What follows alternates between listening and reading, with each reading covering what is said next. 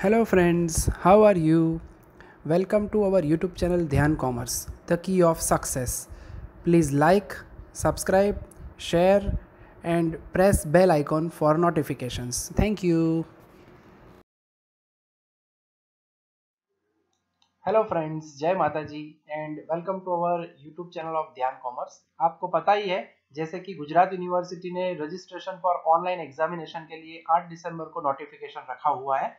उसमें overall process कैसी है, किस तरह से काम किया जाए, उससे रिलेटेड बहुत सारे स्टूडेंट्स हैं हमारे जिनको डाउट था, तो वो डाउट सॉल्व करने के लिए स्पेशल हमने ये वीडियो को बनाया है, जिसमें हमें सबसे पहले तो इंस्ट्रक्शन प्रॉपरली रीड करनी है। ठीक है, ज्यादातर इंस्ट्रक्शन गुजराती में दी गई है, इसलिए ये पूरा वीडियो हम हिंदी में एक्सप्लेन करते हुए समझाने वाले हैं।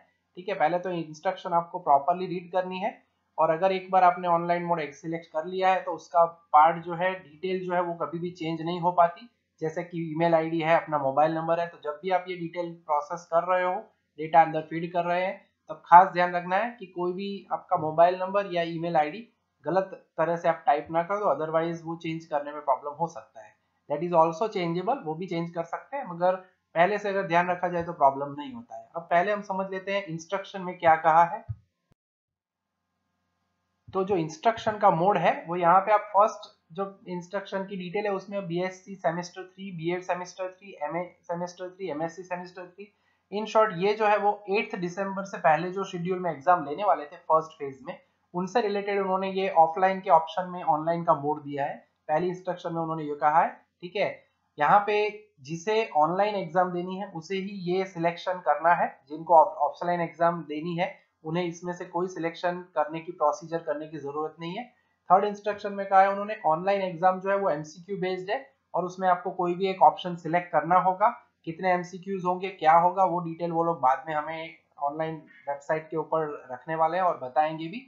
लास्ट टाइम जब सेमेस्टर 6 की ऑनलाइन एग्जाम ली गई थी, तब उस वक्त भी उन्होंने पूरी एक मॉक टेस्ट का भी आयोजन किया था, तो मॉक टेस्ट भी हो सकती है। ठीक है, और इसके लिए सबसे पहले 4th नंबर की इंस्ट्रक्शन बहुत ही इंपॉर्टेंट है। आपके पास एनरोलमेंट नंबर, मोबाइल नंबर और ईमेल आईडी डालना होगा। ठीक है, एनरोलमेंट नंबर कैसे मिलता है वैसे सभी को पता है, फिर भी मैं इसके बाद अभी समझाऊंगा आपको कहाँ पे ऑब्जर्व किया जाएगा आपका एनरोलमेंट नंबर। जब भी डिटेल आप डाल देते हो तब आपने जो भी मोबाइल नंबर ऐड किया होगा उसके ऊपर एक ओटीपी आएगा, और वो ओटीपी के बाद आप अपनी एग्जाम का ऑप्शन जो है ऑनलाइन या ऑफलाइन जो है, नेचुरली ऑनलाइन के लिए सिलेक्शन है, ऑनलाइन आप सिलेक्ट कर सकते हो।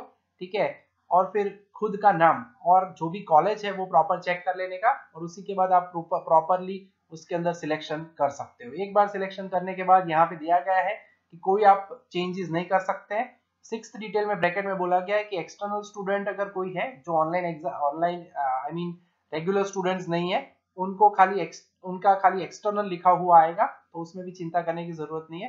अब सबसे इंपॉर्टेंट जो इंस्ट्रक्शन है वो है 7 नंबर की इंस्ट्रक्शन। आप घर पे बैठ के या कोई भी जगह से ऑनलाइन एग्जाम दे सकते हो नेचुरली। ठीक है, मगर उसके लिए ए में कहा गया है आपके पास डेस्कटॉप, लैपटॉप, मोबाइल, टैबलेट कोई भी हो सकता है नेचुरली पार्ट, मगर उसके लिए भी आपके पास सिस्टम प्रॉपर होनी चाहिए। अगर डेस्कटॉप या लैपटॉप है तो विंडोज 7 या उसके ऊपर का कोई भी ऑपरेटिंग सिस्टम चलेगा। वेबकैम खास होना जरूरी है। ठीक है, मोबाइल टैबलेट अगर है तो उसके अंदर एंड्रॉइड 6 से ऊपर का वर्जन चाहिए, उसमें iOS नहीं चलेगा। ये जो है एंड्रॉइड के थ्रू ही अगर आप एग्जाम देना चाहो मोबाइल में तो दे सकते हो, और अगर गूगल क्रोम है अगर आपके लैपटॉप में, तो उसके अंदर 80 या उसके ऊपर का ब्राउजर होना अवेलेबल है, जो यहाँ पे मेंशन किया गया है। ये मैं इसलिए समझा रहा हूँ, कुछ स्टूडेंट्स को गुजराती में इंस्ट्रक्शन पढ़ने में प्रॉब्लम हो रही है। इंटरनेट स्पीड के लिए ब्रॉडबैंड में 1 Mbps बोला गया है, और मोबाइल नेटवर्क के इसमें भी 4G होना जरूरी है। बट वी प्रिफर कि अगर आपका इंटरनेट का नेटवर्क स्टेबल रहता है तो ही आप ऑनलाइन एग्जाम दे सकते हो। ठीक है, अदरवाइज जब कनेक्टिविटी प्रॉपर नहीं रहती है तो फिर उसका आपको खास ध्यान रखना पड़ेगा, क्योंकि उसमें आपको लॉस हो सकता है। ठीक है, अगर आपकी ये सभी इंस्ट्रक्शंस जो दी गई है 7 नंबर के पॉइंट में, अगर वो आप सेटिस्फाई नहीं कर पा रहे हो तो बेटर है कि आप ऑफलाइन एग्जाम ही दो, रिस्क लेने की जरूरत नहीं है। और ये जो सिलेक्शन है वो 15 दिसंबर के पहले आपको सिलेक्ट करके ऑनलाइन मोड के बारे में आपको बता दिया जाएगा। उसके लिए ऑनलाइन एग्जाम जब भी होगी, जैसे मैंने कहा 9 नंबर के इंस्ट्रक्शन में उन्होंने बताया कि एक मॉक टेस्ट होगी, और वो मॉक टेस्ट देनी कंपलसरी होगी। ठीक है, आपको कोई भी डाउट आ जाए, सपोज कोई गलती हो जाए, तो यहाँ पे 10th नंबर की इंस्ट्रक्शन में लास्ट में उन्होंने एक ईमेल आईडी भी मेंशन किया हुआ है, covid exam center@gujaratuniversity.ac.in। यानी अगर कुछ गलती हो जाती है तो भी चांसेस रहते हैं आप इसके ऊपर मेल करके आपको जो भी डाउट है या जो भी प्रॉब्लम है उसके बारे में उसका सॉल्यूशन ला सकते हो। तो अब हमें जो एनरोलमेंट नंबर, कुछ स्टूडेंट्स को वैसे तो पता ही होता है मगर कुछ स्टूडेंट को अभी भी ये पता नहीं है कि एनरोलमेंट नंबर कहाँ होता है, तो वो मैं आपको मेंशन कर रहा हूँ यहाँ पे।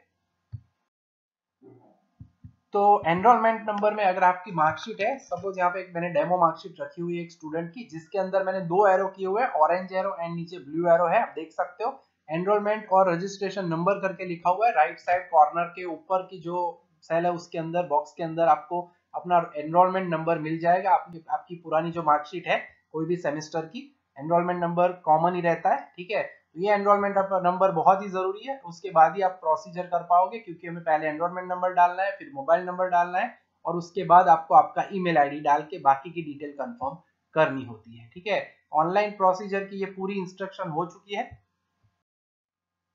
तो जैसे कि हमने कहा, तो फॉर्मेट कैसा होगा, जब आप वो लिंक ओपन करते हो तब आपको सिलेक्ट कोर्स या एग्जाम का ऑप्शन आएगा, जिसमें आपको जो भी आपका है, बीकॉम सेमेस्टर 5 है या बीए सेमेस्टर 5 है, कोई भी ईयर है, वो आपको यहाँ पे सिलेक्ट करना है, फिर एंटर करना है एनरोलमेंट नंबर जो कि हमने लास्ट में बताया, मोबाइल नंबर, ईमेल आईडी डाल के अगर आप I want to appear in online exam करके सबमिट करते हो तो आपका ऑनलाइन के लिए रजिस्ट्रेशन सिलेक्शन हो जाएगा, ठीक है।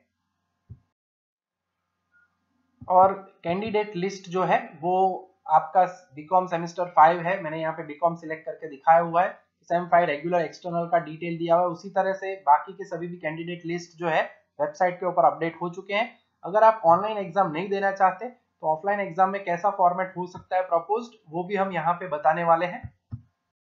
तो proposed format of online exam कुछ इस तरह से है, 50 मार्क्स की एग्जाम ऑनलाइन में भी होगी, उसी तरह से अगर ऑफलाइन एग्जाम लेते हैं तो ये फॉर्मेट हो सकता है। लास्ट में सेमेस्टर 6 में यही फॉर्मेट उन्होंने रखा था, जिसमें आपके 4 यूनिट जो होते हैं उसके 4 क्वेश्चन होंगे और सेक्शन 2 के अंदर एमसीक्यूज होते हैं 10 मार्क्स के, जिसके अंदर चारों यूनिट के मिला के 10 मार्क्स के वो एमसीक्यूज रखते हैं।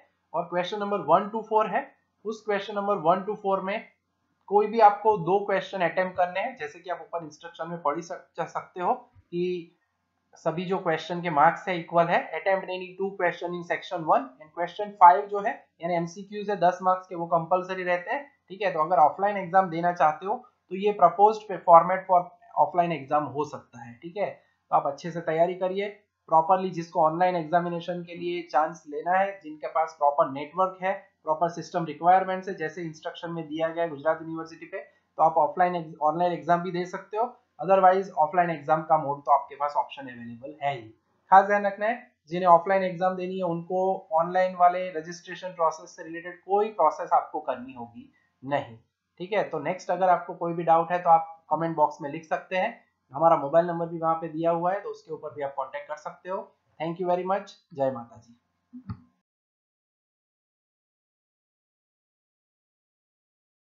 Please like, subscribe, share and press bell icon for notifications.